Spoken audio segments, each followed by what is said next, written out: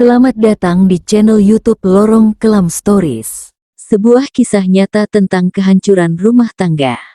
Ketika cinta berubah menjadi mimpi buruk. Dunia ini penuh dengan misteri yang tak dapat dijangkau oleh akal sehat manusia. Ada kekuatan-kekuatan gelap yang bersembunyi di balik senyuman manis, di balik kata-kata lemah lembut, bahkan di balik pelukan hangat seorang ibu. Inilah kisah nyata yang dialami oleh Risa, seorang wanita muda berusia 28 tahun yang berprofesi sebagai guru di sebuah sekolah dasar di pinggiran kota Bandung. Kisah ini dimulai dari pernikahan yang penuh berkah, namun berubah menjadi mimpi buruk yang tak pernah terbayangkan sebelumnya. Risa adalah sosok wanita yang cantik dengan senyuman yang selalu merekah di wajahnya. Kulitnya yang putih bersih seperti porselen, matanya yang berbinar-binar seperti bintang di malam hari, dan rambutnya yang hitam legam panjang sebahu membuatnya terlihat begitu anggun.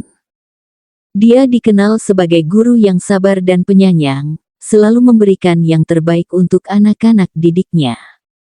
Hidupnya terasa sempurna ketika dia bertemu dengan Budi, pria tampan berusia 32 tahun yang bekerja sebagai supervisor di sebuah pabrik garmen. Budi adalah sosok pria yang bertanggung jawab, pekerja keras, dan sangat mencintai Risa.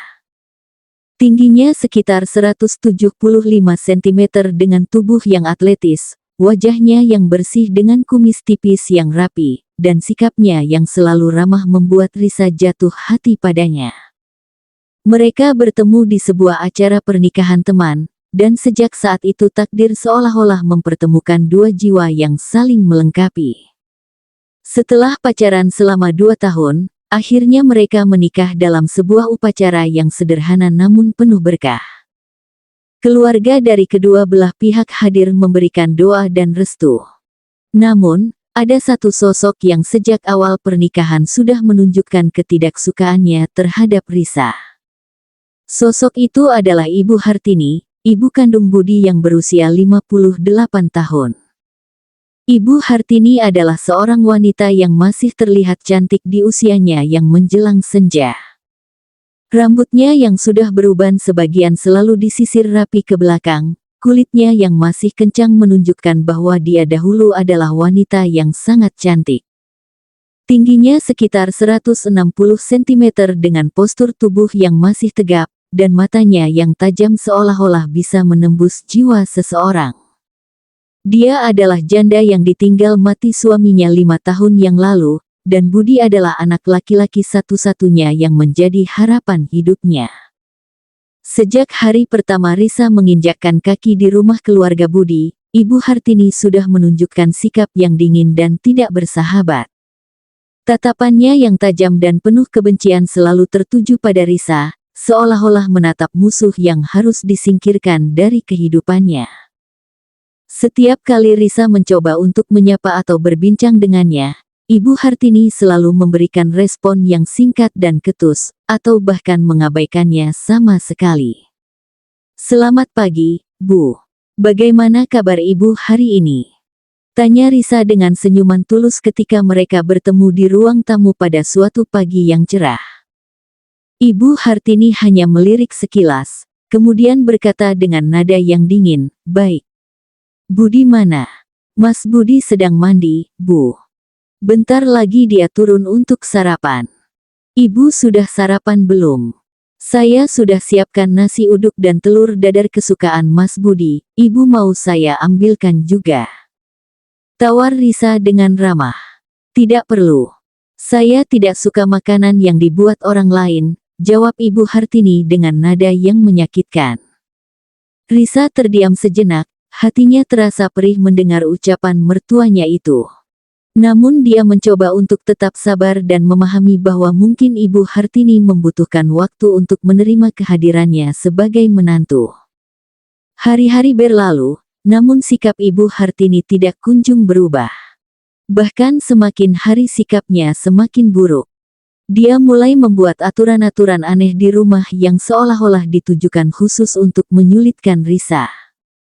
Misalnya, dia melarang Risa untuk menggunakan peralatan dapur tertentu, melarang Risa untuk menonton televisi di ruang keluarga, dan bahkan melarang Risa untuk duduk di kursi favorit almarhum suaminya.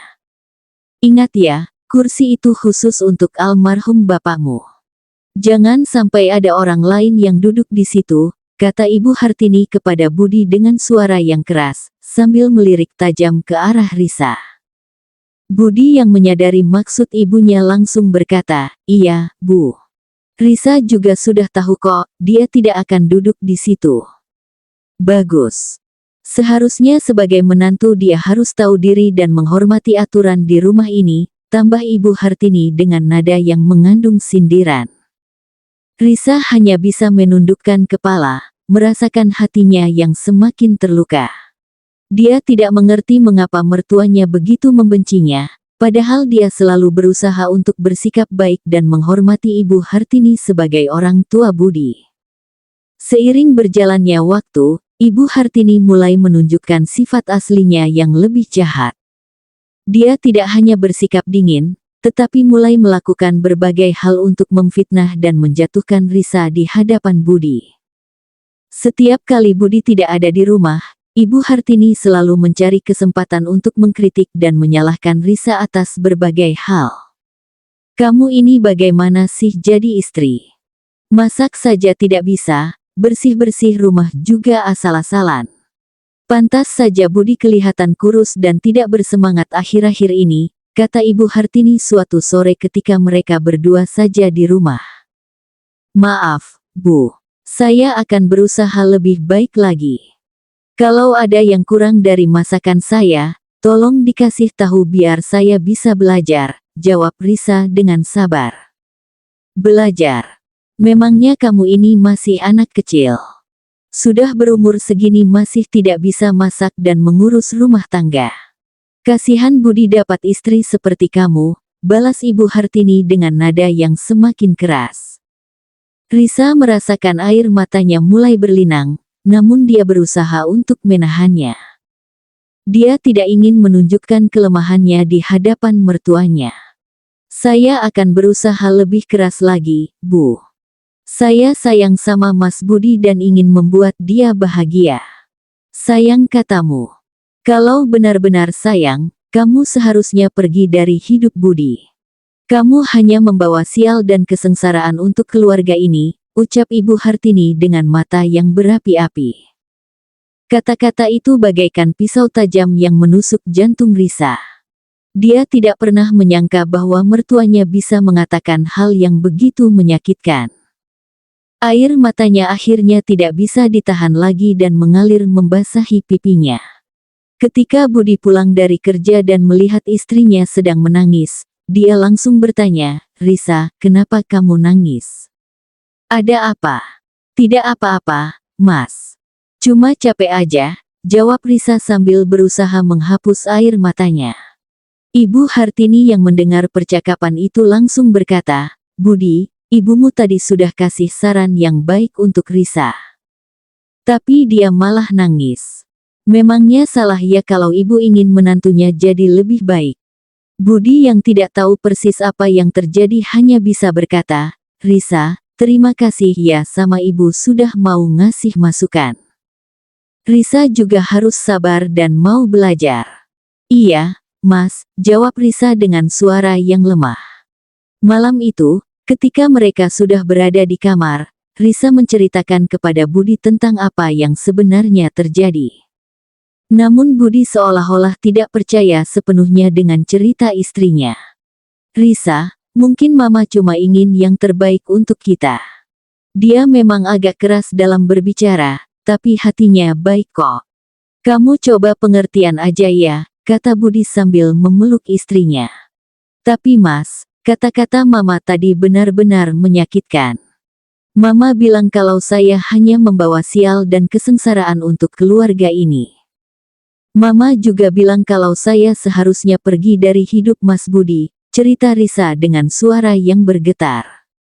"Ah, masa sih Mama bilang begitu? Mungkin kamu salah dengar atau salah paham. Mama tidak mungkin bilang sejahat itu," jawab Budi dengan nada yang meragukan. Risa merasakan hatinya semakin hancur. Suaminya sendiri tidak percaya dengan apa yang dialaminya. Dia merasa sendirian dalam menghadapi perlakuan buruk dari mertuanya. Beberapa bulan setelah pernikahan mereka, kehidupan Risa dan Budi mulai mengalami berbagai masalah yang aneh dan tidak masuk akal.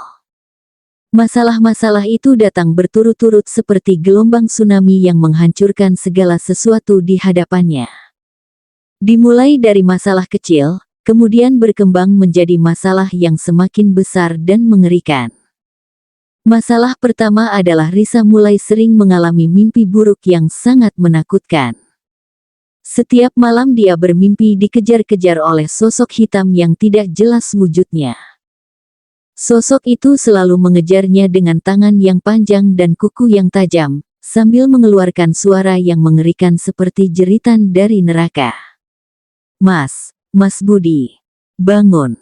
Aku bermimpi buruk lagi, teriak Risa sambil mengguncang tubuh suaminya yang sedang tertidur pulas. Budi terbangun dengan kaget. Ada apa, Risa? Kamu kenapa? Aku bermimpi dikejar-kejar sosok hitam lagi. Mimpinya begitu nyata, Mas. Aku takut sekali, jawab Risa dengan tubuh yang bergetar ketakutan. Risa, itu cuma mimpi. Mungkin kamu terlalu capek atau stres makanya bermimpi aneh-aneh. Coba kamu minum air putih dulu, terus kita tidur lagi, kata Budi sambil mengusap punggung istrinya. Namun mimpi buruk itu tidak hanya terjadi sekali atau dua kali. Hampir setiap malam Risa mengalami mimpi yang sama, bahkan semakin hari mimpinya semakin mengerikan. Kadang-kadang dia bermimpi tenggelam dalam lautan darah, kadang-kadang bermimpi dikejar-kejar oleh kumpulan ular hitam, dan kadang-kadang bermimpi jatuh ke dalam jurang yang tidak berdasar. Akibat mimpi buruk yang terus-menerus itu, Risa menjadi susah tidur dan sering terbangun di tengah malam dengan tubuh yang berkeringat dingin. Kondisi ini membuat kesehatannya mulai menurun, wajahnya menjadi pucat dan matanya selalu terlihat lelah karena kurang tidur. Risa, kamu kok kelihatan pucat sekali. Kamu sakit ya? Tanya salah satu teman sejawatnya di sekolah. Aku lagi susah tidur, Bu. Sering mimpi buruk terus, jawab Risa dengan suara yang lemah. Mimpi buruk? Mimpi apa sih yang bikin kamu begini? Mungkin kamu perlu istirahat lebih banyak atau mungkin konsultasi ke dokter, saran temannya dengan wajah yang penuh perhatian. Entahlah, Bu. Aku juga bingung kenapa bisa begini. Tadinya aku tidak pernah mengalami hal seperti ini, jawab Risa sambil menghela napas panjang. Selain mimpi buruk, masalah kedua yang dialami Risa adalah dia mulai sering mengalami kecelakaan kecil yang aneh. Misalnya, tiba-tiba terpeleset di kamar mandi padahal lantainya tidak licin, tiba-tiba tersandung di tangga padahal tidak ada apapun yang menghalangi jalannya, atau tiba-tiba terjatuh dari kursi padahal dia sedang duduk dengan normal. Aduh! Teriak Risa ketika dia tiba-tiba terjatuh dari kursi di ruang guru. Risa, kamu kenapa? Kok bisa jatuh? Tanya kepala sekolah yang kebetulan lewat. Saya juga tidak tahu, Pak. Tiba-tiba kursinya bergerak sendiri dan saya jatuh, jawab Risa sambil berusaha berdiri. Bergerak sendiri? Masa sih? Mungkin kamu yang kurang konsentrasi atau terlalu capek, kata kepala sekolah sambil membantu Risa berdiri. Kejadian-kejadian aneh seperti itu semakin sering terjadi. Bahkan di rumah, Risa sering mengalami hal-hal yang tidak masuk akal. Piring yang dia pegang tiba-tiba pecah sendiri, gelas yang dia letakkan di meja tiba-tiba jatuh dan pecah, atau pintu lemari yang tiba-tiba terbuka sendiri. Mas Budi, kenapa ya akhir-akhir ini sering terjadi hal-hal aneh? Kemarin piring pecah sendiri, hari ini gelas jatuh sendiri. Aku jadi takut, cerita Risa kepada suaminya. Mungkin kamu lagi tidak konsentrasi atau tangan kamu gemetar karena kurang tidur. Coba kamu istirahat yang cukup, jawab Budi dengan nada yang kurang peduli. Risa merasakan bahwa suaminya tidak begitu memperhatikan masalah yang dialaminya. Budi seolah-olah menganggap semua kejadian aneh itu sebagai hal yang biasa dan tidak perlu dikhawatirkan. Masalah ketiga yang paling mengerikan adalah Risa mulai mengalami gangguan kesehatan yang tidak dapat dijelaskan secara medis. Tubuhnya sering terasa lemas dan sakit-sakitan tanpa sebab yang jelas. Kepalanya sering pusing dan mual, perutnya sering sakit seperti ada yang menggerogoti dari dalam, dan kulitnya mulai muncul bintik-bintik merah yang gatal dan perih. Dokter, saya merasa tubuh saya semakin hari semakin lemah. Kepala saya sering pusing, perut saya sakit terus, dan kulit saya muncul bintik-bintik merah. Kira-kira saya sakit apa ya, dok? Tanya Risa kepada dokter umum di klinik terdekat. Dokter tersebut melakukan pemeriksaan menyeluruh, mulai dari mengecek tekanan darah, mendengarkan detak jantung, memeriksa tenggorokan, dan melihat bintik-bintik merah di kulitnya.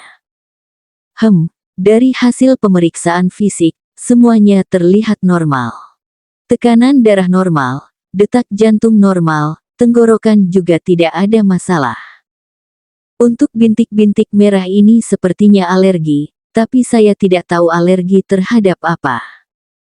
Coba ibu ingat-ingat, akhir-akhir ini makan atau minum apa yang berbeda dari biasanya? Tanya dokter sambil menulis resep. Tidak ada, dok. Saya makan dan minum seperti biasa. Tapi kenapa ya badan saya rasanya semakin lemas dan sakit-sakitan? Jawab Risa dengan wajah yang cemas. Mungkin ibu sedang stres atau kelelahan. Saya kasih obat untuk mengurangi gejala-gejalanya. Kalau dalam seminggu belum ada perbaikan, ibu bisa datang lagi atau saya rujuk ke dokter spesialis, kata dokter sambil menyerahkan resep obat. Risa mengonsumsi obat yang diberikan dokter, namun kondisinya tidak kunjung membaik. Bahkan semakin hari gejalanya semakin parah. Bintik-bintik merah di kulitnya semakin banyak dan semakin gatal, sakit perutnya semakin hebat, dan tubuhnya semakin lemas hingga sulit untuk beraktivitas normal. Mas Budi, aku rasa aku perlu periksa ke dokter spesialis. Kondisiku semakin parah dan obat dari dokter tidak mempan, kata Risa dengan suara yang lemah. Iya, besok kita ke rumah sakit besar aja. Siapa tahu ada penyakit yang belum terdeteksi, jawab Budi dengan wajah yang mulai khawatir melihat kondisi istrinya. Mereka pergi ke rumah sakit besar dan bertemu dengan dokter spesialis penyakit dalam. Dokter tersebut melakukan berbagai pemeriksaan lebih mendalam, termasuk tes darah lengkap, tes urin, ronsen, dan USG perut. Pak, Bu, dari hasil semua pemeriksaan yang sudah dilakukan, hasilnya normal semua. Tidak ada indikasi penyakit serius. Tapi saya melihat kondisi ibu memang lemah dan pucat. Mungkin ibu perlu istirahat lebih banyak dan mengurangi stres, kata dokter spesialis sambil menunjukkan hasil tes. Tapi dok, istri saya gejalanya semakin parah. Dia sering sakit perut, kulitnya bintik-bintik merah, dan badannya lemas terus. Masa semua itu karena stres? Tanya Budi dengan nada yang tidak puas. Stres bisa menimbulkan berbagai gejala fisik, Pak. Tapi kalau Bapak masih khawatir, saya bisa rujuk ke dokter spesialis kulit untuk masalah bintik-bintik merahnya, atau ke dokter spesialis saraf untuk masalah pusing dan lemahnya, tawar dokter. Mereka mengunjungi beberapa dokter spesialis, namun hasilnya sama. Semua pemeriksaan menunjukkan hasil yang normal, tidak ada penyakit yang terdeteksi. Namun kondisi Risa terus memburuk dari hari ke hari. Yang paling aneh adalah, gejala-gejala sakit yang dialami Risa selalu memuncak pada malam hari. Siang hari dia masih bisa beraktivitas meskipun dengan kondisi yang lemah, namun begitu malam tiba, sakitnya menjadi sangat hebat hingga dia sering menangis kesakitan. Mas, perutku sakit sekali. Rasanya seperti ada yang menggerogoti dari dalam. Tolong bawa aku ke rumah sakit, rintih Risa sambil memegang perutnya erat-erat. Risa, kita sudah berkali-kali ke dokter dan hasilnya selalu normal. Mungkin ini memang karena stres atau kelelahan. Coba kamu minum obat penghilang rasa sakit dulu, jawab Budi yang mulai terlihat jenuh dengan kondisi istrinya. Mas, ini bukan stres biasa. Rasanya benar-benar sakit sekali. Aku merasa seperti ada sesuatu yang jahat di dalam tubuhku, kata Risa dengan air mata yang berlinang. Risa, jangan berpikir yang aneh-aneh. Penyakit itu wajar, semua orang pasti pernah sakit. Yang penting kamu harus tetap optimis dan banyak berdoa, nasihat Budi sambil mengusap punggung istrinya. Namun Risa merasakan bahwa ini bukan sakit biasa. Ada sesuatu yang tidak beres dengan kondisinya. Dia mulai curiga bahwa semua masalah yang dialaminya bukan karena faktor alamiah, tetapi ada campur tangan kekuatan gaib yang jahat. Hari-hari berlalu, kondisi Risa semakin memburuk. Selain masalah kesehatan, dia juga mulai mengalami gangguan supernatural yang sangat menakutkan. Dia sering mendengar suara-suara aneh di rumah, terutama pada malam hari. Suara seperti langkah kaki yang berat di loteng, suara pintu yang terbuka dan tertutup sendiri, atau suara seperti orang yang menangis di kamar sebelah. Mas Budi, kamu dengar tidak suara itu? Bisik Risa di tengah malam sambil mengguncang tubuh suaminya. Suara apa? Aku tidak dengar apa-apa, jawab Budi dengan mata yang masih setengah terpejam. Tadi ada suara langkah kaki di loteng. Suaranya berat sekali, seperti ada orang yang berjalan bolak-balik, kata Risa dengan suara yang bergetar ketakutan. Risa, itu mungkin suara kucing atau tikus. Loteng kita memang sering ada tikus. Jangan terlalu parno, jawab Budi sambil menarik selimut menutupi kepalanya. Tapi suaranya bukan seperti tikus, Mas. Suaranya benar-benar seperti langkah kaki manusia. Dan tadi aku juga dengar suara pintu terbuka tutup sendiri, cerita Risa dengan mata yang terbelalak ketakutan. Risa, mungkin kamu halusinasi karena kurang tidur dan stres. Coba kamu minum obat penenang biar bisa tidur nyenyak, saran Budi tanpa membuka matanya. Risa merasa semakin frustasi karena suaminya tidak percaya dengan apa yang dialaminya. Dia merasa sendirian dalam menghadapi teror supernatural yang semakin hari semakin mengerikan. Selain suara-suara aneh, Risa juga mulai melihat penampakan yang sangat menakutkan. Dia sering melihat bayangan hitam yang berlalu lalang di sudut matanya. Ketika dia menoleh untuk melihat lebih jelas, bayangan itu langsung menghilang. Namun dia yakin bahwa itu bukan khayalannya. Suatu malam, ketika dia sedang sendirian di rumah karena Budi lembur, Risa melihat sosok wanita tua dengan rambut panjang terurai dan pakaian putih lusuh berdiri di ujung koridor. Sosok itu menatapnya dengan mata yang kosong dan mulut yang terbuka lebar, seolah-olah sedang berteriak tetapi tidak mengeluarkan suara. "Aoh!" teriak Risa dengan suara yang memecah keheningan malam. Dia langsung lari ke kamar dan mengunci pintu rapat-rapat. Tubuhnya bergetar hebat dan jantungnya berdebar kencang seperti mau copot. Dia langsung menelepon Budi dengan tangan yang gemetar. "Mas, tolong pulang sekarang. Aku lihat penampakan," teriak Risa ke telepon dengan suara yang histeris. "Risa, tenang dulu. Penampakan apa? Kamu pasti salah lihat atau hallucination lagi," jawab Budi dengan nada yang mulai kesal. "Mas, ini bukan halusinasi. Aku lihat jelas ada nenek-nenek dengan baju putih berdiri di koridor. Matanya kosong dan mulutnya menganga. Aku takut sekali, Mas. Tolong pulang sekarang. Mohon," Risa dengan suara yang bergetar ketakutan. "Risa, aku masih ada kerjaan yang harus diselesaikan.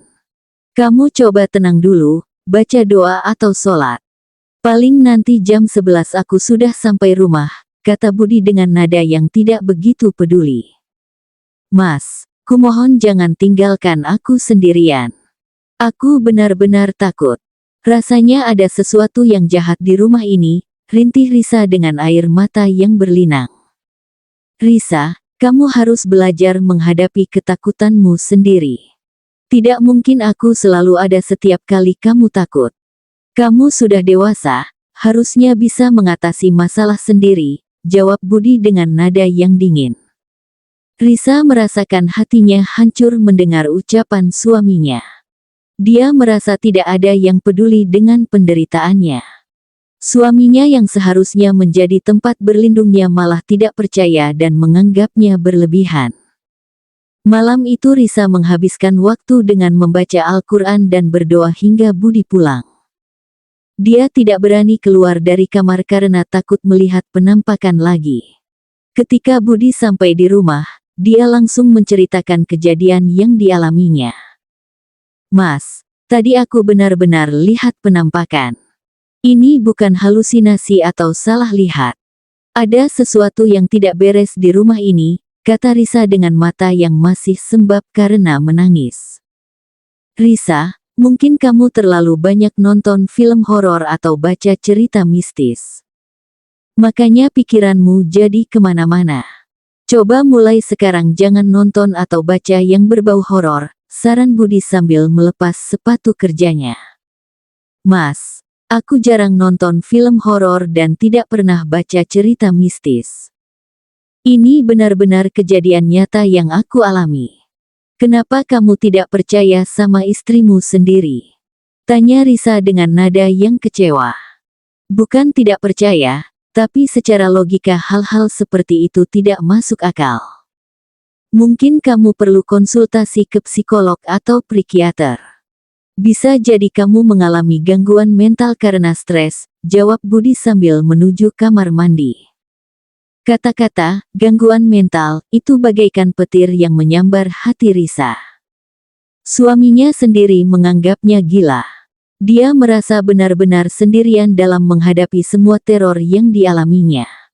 Suatu hari, ketika Risa sedang merapikan lemari pakaian, dia tidak sengaja menemukan sebuah kantong kecil berwarna hitam yang tersembunyi di antara pakaian Budi. Kantong itu berisi campuran benda-benda aneh seperti rambut, kuku, tanah, dan cairan berwarna merah kehitaman yang mengeluarkan bau sangat menyengat dan menjijikkan. Apa ini? Gumam Risa sambil membolak-balik kantong kecil itu dengan perasaan takut dan jijik. Dia tidak berani menyentuh isi kantong itu secara langsung, tetapi dari baunya saja dia sudah merasa mual dan pusing. Ada firasat buruk di hatinya bahwa benda itu berkaitan dengan semua masalah yang dialaminya selama ini. Risa langsung menyimpan kantong itu kembali di tempat semula dan bergegas keluar dari kamar. Hatinya berdebar kencang dan pikirannya kalut. Dia mulai menghubungkan semua kejadian aneh yang dialaminya dengan penemuan kantong misterius itu. Ketika Budi pulang dari kerja, Risa tidak langsung menceritakan penemuannya. Dia ingin mengamati reaksi suaminya terlebih dahulu. Namun sepanjang malam dia tidak bisa tidur karena terus memikirkan kantong hitam itu. Keesokan harinya, ketika Budi berangkat kerja, Risa kembali ke kamar untuk memeriksa kantong itu lebih teliti. Dengan hati-hati dia membuka kantong itu dan mengeluarkan isinya satu persatu menggunakan sumpit. Yang membuatnya terkejut adalah dia menemukan beberapa helai rambutnya sendiri dan potongan kuku kakinya di dalam kantong itu. Ya Allah, ini rambut dan kuku aku. Dari mana mereka dapatkan ini? Bisik Risa dengan suara yang bergetar. Tiba-tiba pintu kamar terbuka dan Ibu Hartini masuk dengan wajah yang marah dan mata yang menyala-nyala. Apa yang kamu lakukan dengan barang itu? Bentak Ibu Hartini dengan suara yang keras. Risa terkejut bukan main melihat mertuanya tiba-tiba muncul. Bu, ini apa ya? Saya menemukan kantong ini di lemari pakaian Mas Budi, jawab Risa dengan suara yang tergagap. Itu bukan urusanmu. Simpan kembali barang itu dan jangan pernah membukanya lagi. Perintah Ibu Hartini sambil merebut kantong hitam dari tangan Risa. Tapi Bu, kenapa ada rambut dan kuku saya di dalam kantong itu? Dan baunya juga aneh sekali. Ini untuk apa ya, Bu? Tanya Risa dengan wajah yang penuh tanda tanya. Ibu Hartini terdiam sejenak, matanya menatap tajam ke arah Risa. Kemudian dengan nada yang dingin dia berkata, "Kamu tidak perlu tahu. Yang penting kamu jangan cari-cari masalah dan jangan ganggu keluarga ini." "Bu, saya ini bagian dari keluarga ini juga. Saya istri Budi dan menantu ibu. Kenapa ibu selalu menganggap saya seperti orang asing?" Tanya Risa dengan suara yang mulai meninggi. "Karena kamu memang bukan bagian dari keluarga ini. Kamu hanya pengganggu yang merusak kebahagiaan kami." Teriak Ibu Hartini dengan mata yang berapi-api. "Bu, sejak awal ibu memang tidak pernah menerima kehadiran saya.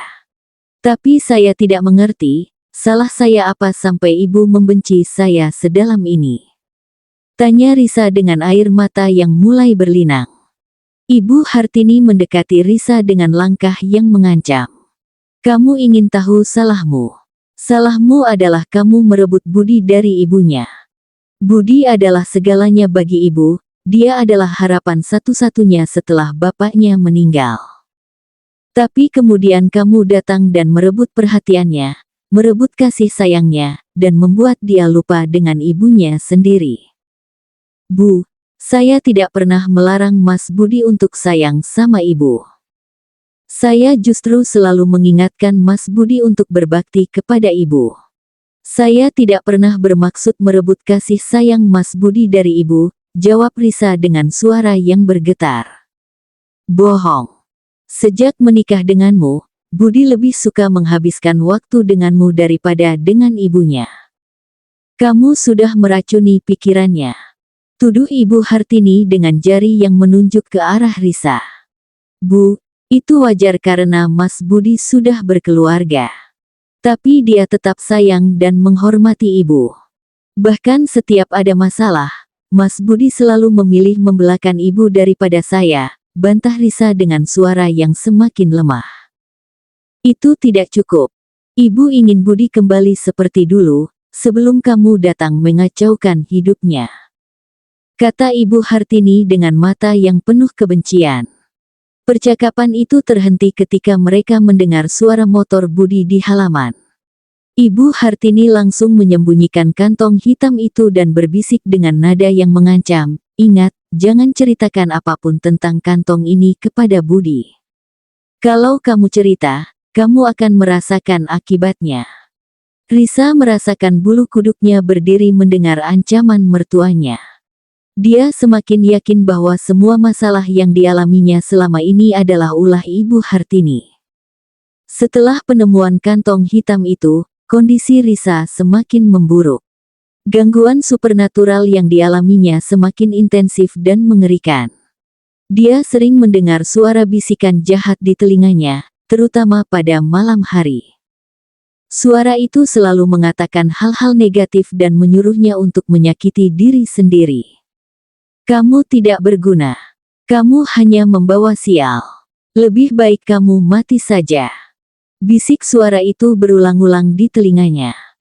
Risa berusaha untuk tidak mendengarkan bisikan jahat itu dengan membaca Al-Quran atau berzikir, namun suara itu semakin keras dan memaksa. Kadang-kadang suara itu bahkan terdengar seperti suara mertuanya sendiri. Selain bisikan jahat, Risa juga mulai mengalami gangguan fisik yang lebih parah. Tubuhnya sering merasakan sakit yang luar biasa, seperti ada yang mencubit, menusuk, atau mencakar kulitnya dari dalam. Dia juga sering merasakan sesak napas dan jantung berdebar kencang tanpa sebab yang jelas. "Mas Budi, aku merasa ada yang aneh dengan tubuhku. Rasanya seperti ada yang menyakiti aku dari dalam," cerita Risa kepada suaminya dengan wajah yang pucat dan mata yang cekung. "Risa, kamu sudah periksa ke dokter berkali-kali dan hasilnya selalu normal. Mungkin ini memang karena stres atau gangguan psikologis. Coba kamu konsultasi ke psikolog," saran Budi dengan nada yang sudah mulai jenuh. "Mas, ini bukan masalah psikologis. Aku yakin ada yang melakukan sesuatu yang jahat kepada aku. Tadi siang aku menemukan kantong hitam berisi rambut dan kuku aku di lemari pakaianmu, cerita Risa sambil mengamati reaksi suaminya. Budi terkejut mendengar cerita istrinya. Kantong hitam, rambut dan kuku. Apa maksudmu, Risa? Aku menemukan kantong kecil berwarna hitam yang berisi campuran benda-benda aneh, termasuk rambut dan kuku aku. Baunya sangat menyengat dan menjijikkan. Ketika Mama tahu aku membuka kantong itu, Mama marah besar dan melarang aku untuk menceritakan hal ini kepadamu, jelas Risa dengan mata yang menatap tajam ke arah suaminya. Wajah Budi berubah pucat mendengar cerita istrinya. Dia terdiam cukup lama sebelum akhirnya berkata, "Risa, mungkin kamu salah lihat. Tidak mungkin Mama melakukan hal seperti itu. Mas, kenapa kamu selalu tidak percaya dengan apa yang aku ceritakan? Aku ini istrimu, kenapa kamu lebih percaya sama Mama daripada sama aku?" Tanya Risa dengan suara yang bergetar marah. "Bukan begitu, Risa. Tapi Mama itu orang baik, dia tidak mungkin melakukan hal-hal yang jahat. Mungkin kamu halusinasi atau terlalu stres sehingga mengira-ngira yang tidak-tidak," jawab Budi dengan nada yang defensif. "Halusinasi, stres. Mas, aku sudah mengalami berbagai hal aneh selama berbulan-bulan ini. Mimpi buruk setiap malam, kecelakaan kecil yang tidak masuk akal, sakit-sakitan yang tidak bisa dijelaskan dokter, penampakan mengerikan, dan sekarang menemukan benda aneh yang berisi bagian tubuhku. Semua itu kamu anggap halusinasi?" Tanya Risa dengan suara yang semakin meninggi. "Risa, coba kamu tenang dulu. Mungkin memang ada yang salah dengan kondisi mentalmu. Kita cari bantuan profesional aja, konsultasi ke psikiater atau psikolog yang berpengalaman," usul Budi sambil berusaha menenangkan istrinya. "Aku tidak gila, Mas. Yang gila itu Mama kamu yang tidak bisa menerima kenyataan bahwa anaknya sudah berkeluarga." Teriak Risa dengan emosi yang sudah tidak terkendali. "Risa, jangan bicara seperti itu tentang Mama. Dia sudah merawat dan membesarkanku dengan susah payah. Tidak ada ibu di dunia ini yang mau menyakiti menantunya sendiri," bentak Budi dengan wajah yang memerah. "Kalau begitu kamu percaya sama Mama, kenapa tidak kamu tanya langsung tentang kantong hitam itu? Tanya dia untuk apa rambut dan kuku aku diambil dan dicampur dengan benda-benda aneh." Tantang Risa dengan mata yang berapi-api. Budi terdiam mendengar tantangan istrinya. Dia terlihat bingung dan tidak tahu harus berbuat apa. Di satu sisi dia tidak ingin menyakiti hati ibunya dengan pertanyaan yang menuduh, di sisi lain dia juga mulai khawatir dengan kondisi istrinya yang semakin parah. "Aku akan bicara dengan Mama, tapi dengan cara yang baik-baik. Jangan sampai dia tersinggung atau sakit hati," kata Budi akhirnya dengan suara yang pelan. "Terserah kamu, Mas. Tapi ingat, aku ini istrimu. Seharusnya kamu melindungi aku, bukan malah menganggap aku gila," jawab Risa dengan suara yang penuh kekecewaan. Malam itu mereka tidur dengan suasana yang tegang. Risa merasa semakin sendirian dalam perjuangannya melawan teror yang dialaminya. Bahkan suaminya sendiri tidak sepenuhnya percaya dengan apa yang dialaminya. Keesokan harinya, Budi akhirnya memberanikan diri untuk bicara dengan ibunya tentang kantong hitam yang ditemukan Risa. Dia menunggu saat yang tepat ketika mereka sedang berdua di ruang tamu. "Ma, kemarin Risa cerita bahwa dia menemukan kantong hitam di lemari pakaian. Kata dia di dalam kantong itu ada rambut dan kuku dia. Itu untuk apa ya, Ma?" tanya Budi dengan hati-hati. Wajah Ibu Hartini langsung berubah tegang mendengar pertanyaan anaknya. Matanya menatap tajam ke arah Budi sebelum menjawab, "Budi, kamu percaya sama omongan istri kamu itu?" "Ma, aku cuma ingin tahu aja. Kalau memang tidak ada apa-apa, Mama tinggal jelasin. Jangan sampai ada kesalahpahaman antara kita," jawab Budi dengan nada yang diplomatik.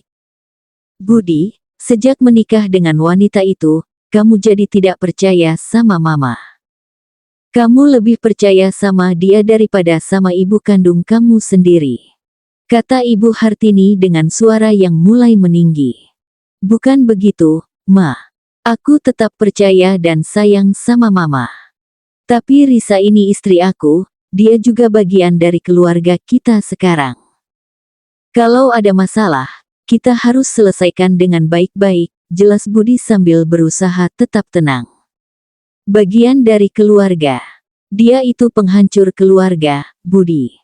Sejak dia datang, keluarga kita jadi tidak harmonis. Kamu jadi jarang perhatian sama mama, kamu lebih sering membela dia daripada mama, tuduh Ibu Hartini dengan mata yang berlinang air mata. Ma, aku tidak pernah lupa sama mama. Aku tetap sayang dan bakti sama mama. Tapi aku juga punya kewajiban sebagai suami untuk menjaga dan melindungi istri aku, jawab Budi dengan suara yang mulai tegas. Melindungi? Dari apa? Mama tidak pernah menyakiti dia. Justru dia yang selalu membuat masalah dan menuduh mama macam-macam. Bantah Ibu Hartini dengan emosi yang semakin memuncak. Ma, tolong jawab pertanyaan aku tadi. Kantong hitam itu untuk apa? Kenapa ada rambut dan kuku Risa di dalamnya? Tanya Budi dengan nada yang lebih serius. Ibu Hartini terdiam cukup lama, matanya menatap kosong ke depan. Kemudian dengan suara yang pelan dan bergetar dia berkata, Budi, Mama cuma ingin melindungi kamu dari pengaruh buruk wanita itu. Pengaruh buruk? Maksud Mama apa? Tanya Budi dengan dahi yang berkerut. Mama tahu bahwa wanita itu membawa aura negatif untuk keluarga kita. Sejak dia datang, banyak hal buruk yang terjadi. Mama cuma ingin menetralisir energi negatifnya agar tidak menular ke kamu, jawab Ibu Hartini dengan suara yang semakin pelan. Ma, apa maksud Mama dengan menetralisir? Mama melakukan apa dengan kantong itu? Tanya Budi dengan perasaan yang mulai tidak enak. Ibu Hartini menghela napas panjang sebelum menjawab, Mama pergi ke orang pintar untuk minta tolong. Mama bilang sama dia bahwa ada wanita yang ingin menghancurkan keluarga kita, dan Mama minta dia untuk melindungi kita. Orang pintar. Ma, itu namanya dukun. Mama pergi ke dukun untuk. Budi tidak bisa melanjutkan kata-katanya karena terlalu terkejut. Budi, Mama melakukan itu semua untuk kebaikan kita. Mama tidak ingin kehilangan anak satu-satunya karena ulah wanita itu, kata Ibu Hartini sambil mencoba meraih tangan anaknya. Budi menarik tangannya dan mundur beberapa langkah. Wajahnya pucat dan matanya terbelalak tidak percaya. Ma, Mama melakukan santet terhadap Risa. Mama nyuruh dukun untuk nyakitin istri aku sendiri. Budi, jangan sebut itu santet. Mama cuma minta perlindungan untuk keluarga kita. Kalau wanita itu memang baik, dia tidak akan terkena apa-apa. Tapi kalau dia memang membawa energi negatif, maka energi itu akan kembali kepada dirinya sendiri, jelas Ibu Hartini dengan mata yang menyiratkan keyakinan. Ma, apa yang Mama lakukan itu salah. Risa itu istri aku. Dia orang baik yang tidak pernah berbuat jahat kepada siapapun. Mama tidak berhak menyakiti dia. Teriak Budi dengan emosi yang meledak. Budi, kamu tidak mengerti. Wanita itu sudah mempengaruhi pikiranmu. Lihat, sekarang kamu sudah berani berteriak kepada Mama sendiri. Ini semua ulahnya. Tuduh Ibu Hartini sambil menunjuk ke arah kamar Budi dan Risa. Mama yang tidak mengerti. Risa tidak pernah mempengaruhi aku untuk jahat sama Mama. Justru dia selalu mengingatkan aku untuk berbakti kepada Mama. Dia selalu sabar menghadapi perlakuan buruk Mama selama ini. Bela Budi dengan suara yang bergetar marah. Perlakuan buruk. Mama tidak pernah berbuat buruk kepada dia. Mama hanya tidak suka dengan sikapnya yang sok baik di depan tapi jahat di belakang. Tuduh Ibu Hartini dengan mata yang menyala-nyala. Ma, Sekarang aku minta Mama untuk menghentikan semua ini. Pergi lagi ke dukun itu dan minta dia untuk menghentikan semua yang sudah dilakukan terhadap Risa, pinta Budi dengan suara yang tegas. Tidak. Mama tidak akan menghentikan ini sampai wanita itu pergi dari hidup kita. Jawab Ibu Hartini dengan keras kepala. Kalau begitu, aku dan Risa akan pindah dari rumah ini. Kami akan cari rumah sendiri dan hidup terpisah dari Mama, ancam Budi dengan mata yang mulai berkaca-kaca. Mendengar ancaman anaknya, Ibu Hartini langsung melunak. Dia menangis dan memeluk kaki Budi. Budi, jangan tinggalkan Mama. Mama tidak bisa hidup tanpa kamu. Kamu adalah segalanya bagi Mama. Ma, kalau Mama sayang sama aku, tolong hentikan semua ini. Risa itu istri aku yang sudah dipilih Allah untuk jadi pendamping hidup aku. Mama harus menerima dia sebagai bagian dari keluarga kita, kata Budi sambil membantu ibunya berdiri. Tapi Budi, Mama takut kehilangan kamu. Mama cuma punya kamu seorang setelah Bapak meninggal, tangis Ibu Hartini sambil memeluk anaknya erat-erat. Ma, menikah bukan berarti aku akan ninggalin Mama. Aku tetap anak Mama dan akan tetap berbakti kepada Mama. Tapi Mama juga harus menghormati pilihan hidup aku, jelas Budi sambil mengusap air mata ibunya. Percakapan mereka terhenti ketika Risa keluar dari kamar dengan wajah yang pucat dan mata yang sembab. Dia sudah mendengar sebagian percakapan mereka dari dalam kamar. Jadi benar, Ibu yang melakukan semua ini kepada saya, kata Risa dengan suara yang bergetar. Ibu Hartini dan Budi langsung menoleh ke arah Risa. Ibu Hartini melepaskan pelukannya dari Budi dan menatap Risa dengan mata yang penuh kebencian. Iya, aku yang melakukan itu semua. Dan aku tidak menyesal. Kamu sudah merusak keluarga kami, dan aku tidak akan membiarkan kamu terus menghancurkan hidup anak aku. Teriak Ibu Hartini dengan emosi yang tidak terkendali. Risa terduduk lemas di lantai mendengar pengakuan mertuanya. Air matanya mengalir deras dan tubuhnya bergetar hebat. Selama berbulan-bulan dia mengalami penderitaan yang luar biasa, dan sekarang dia tahu siapa dalang di balik semua itu. Kenapa, Bu? Kenapa Ibu melakukan ini kepada saya? Salah saya apa sampai Ibu sebenci ini kepada saya? Tanya Risa dengan suara yang lemah. Salahmu adalah kamu merebut anak aku. Kamu membuat dia lupa dengan ibu kandungnya sendiri. Kamu menghancurkan keluarga yang sudah bahagia. Jawab Ibu Hartini dengan mata yang berapi-api. Bu, saya tidak pernah merebut Mas Budi dari Ibu. Saya tidak pernah melarang Mas Budi untuk sayang dan berbakti kepada Ibu. Saya justru selalu mengingatkan Mas Budi untuk menghormati Ibu sebagai orang tuanya, jawab Risa dengan suara yang bergetar. Bohong. Kamu pasti sudah meracuni pikirannya. Lihat sekarang, dia berani berteriak kepada ibunya sendiri karena membela kamu. Tuduh Ibu Hartini sambil menunjuk ke arah Budi. Budi yang mendengar pertengkaran itu langsung turun tangan. Ma, Risa, cukup. Kita harus menyelesaikan masalah ini dengan kepala dingin. Ma, aku minta Mama untuk menghentikan semua yang sudah dilakukan. Risa, aku minta maaf karena selama ini tidak percaya dengan apa yang kamu alami. Mas, aku sudah menderita berbulan-bulan karena ulah Mama kamu. Aku sudah hampir gila karena teror yang tidak ada hentinya. Dan kamu malah menganggap aku halusinasi dan menyuruh aku ke psikiater, kata Risa dengan suara yang penuh kekecewaan. Risa, aku benar-benar minta maaf. Aku tidak tahu bahwa semua yang kamu alami itu nyata. Aku pikir itu memang karena stres atau masalah psikologis, jawab Budi dengan wajah yang penuh penyesalan. Sekarang gimana, Mas?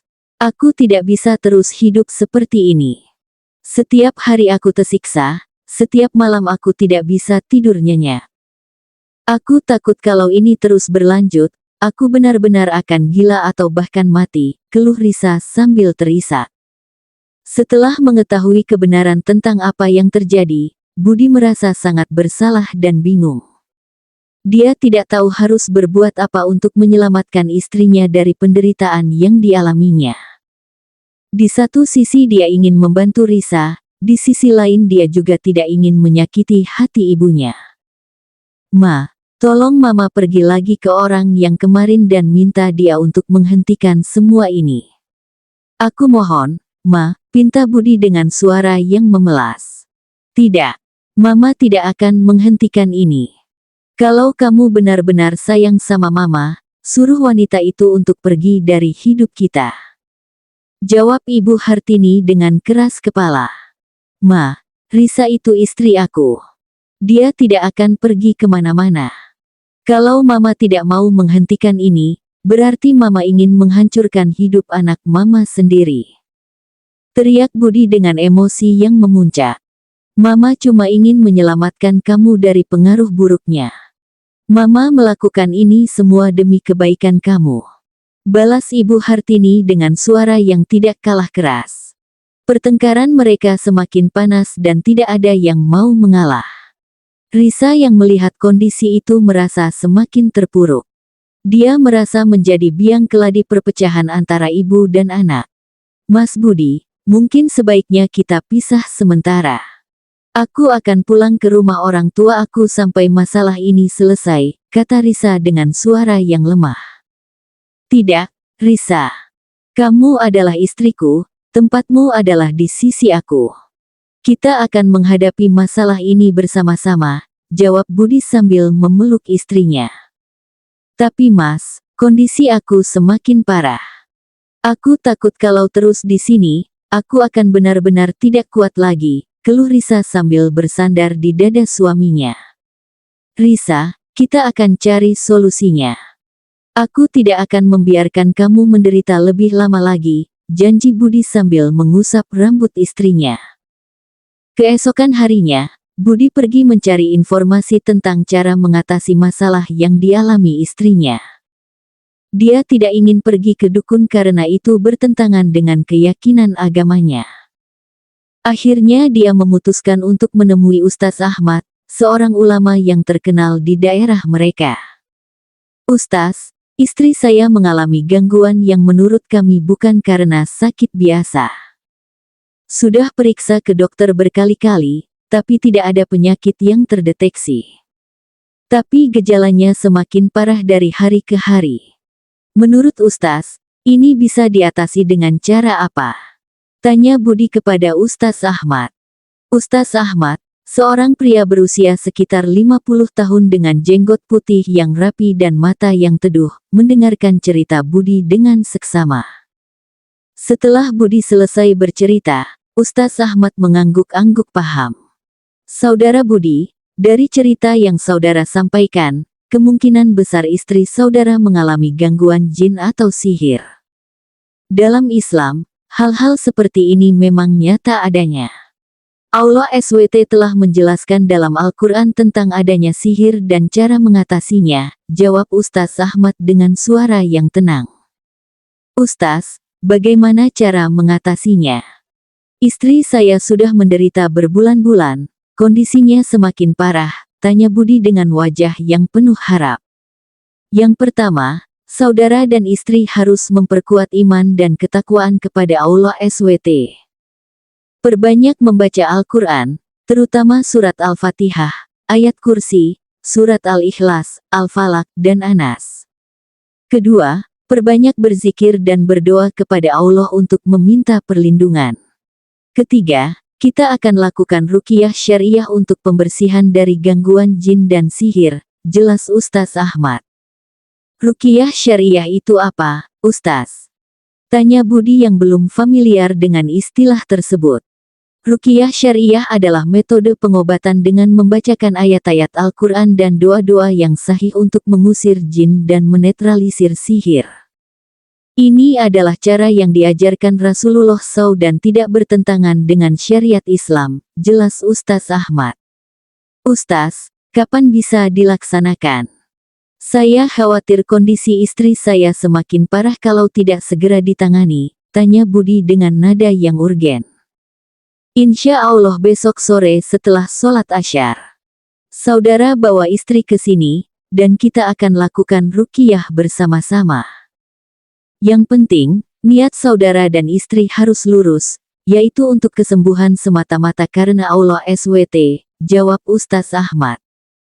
Budi pulang ke rumah dengan perasaan yang lega. Akhirnya ada harapan untuk menyelamatkan istrinya dari penderitaan yang dialaminya. Dia langsung menceritakan kepada Risa tentang rencana untuk menemui Ustaz Ahmad. Risa, besok kita ke Ustaz Ahmad untuk ruqyah. Beliau bilang gangguan yang kamu alami bisa diatasi dengan cara yang islami, kata Budi dengan wajah yang penuh semangat. Mas, aku sudah tidak kuat lagi.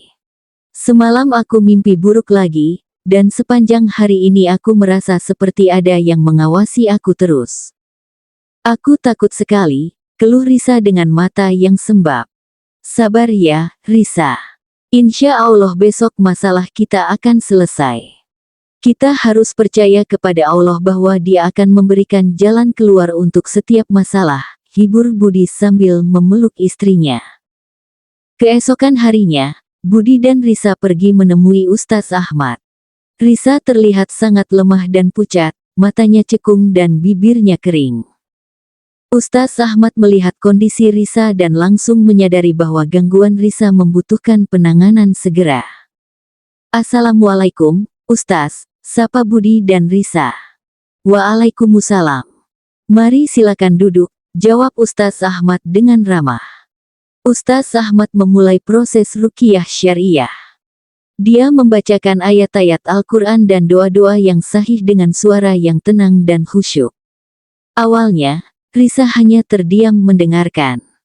Namun, setelah beberapa saat, tubuhnya mulai bergetar. Air matanya mulai mengalir deras, dan dia mulai mengeluarkan suara-suara aneh. Panas, panas, teriak Risa dengan suara yang bukan seperti suaranya sendiri. Budi terkejut melihat reaksi istrinya. Ustaz Ahmad tetap tenang dan terus melanjutkan bacaannya. Dia menekan beberapa titik di tubuh Risa, dan Risa semakin meronta. Pergi. Jangan ganggu dia. Dia bukan milikmu. Teriak Ustaz Ahmad dengan suara yang tegas. Suara-suara aneh terus keluar dari mulut Risa, terkadang seperti rintihan, terkadang seperti tawa cekikikan yang menyeramkan. Tubuhnya kejang-kejang dan dia berusaha melepaskan diri dari pegangan Budi. Budi berusaha sekuat tenaga memegang istrinya, air matanya menetes melihat penderitaan Risa. Sekitar 1 jam kemudian, Risa mulai tenang. Suara-suara aneh itu menghilang, dan tubuhnya tidak lagi kejang-kejang. Dia terlihat sangat lemas dan tidak sadarkan diri. Alhamdulillah, proses ruqyah sudah selesai. Insya Allah, gangguan jin sudah keluar dari tubuh istri saudara, kata Ustaz Ahmad dengan napas sedikit terengah-engah. Terima kasih banyak, Ustaz. Saya tidak tahu harus berkata apa, ucap Budi dengan mata berkaca-kaca. Ini semua atas izin Allah, Saudara Budi. Yang terpenting, setelah ini istri saudara harus rajin membaca Al-Quran, berzikir, dan menjaga sholatnya. Perkuat iman dan ketakwaan, insya Allah tidak akan ada lagi gangguan seperti ini, nasihat Ustaz Ahmad. Budi membawa Risa pulang ke rumah. Risa tertidur pulas sepanjang malam, sesuatu yang sudah lama tidak dia rasakan. Ketika dia bangun keesokan harinya, dia merasa tubuhnya lebih ringan dan segar. Mimpi buruk tidak lagi menghantuinya. Meskipun kondisinya membaik, Risa masih merasakan ketegangan di rumah karena keberadaan Ibu Hartini.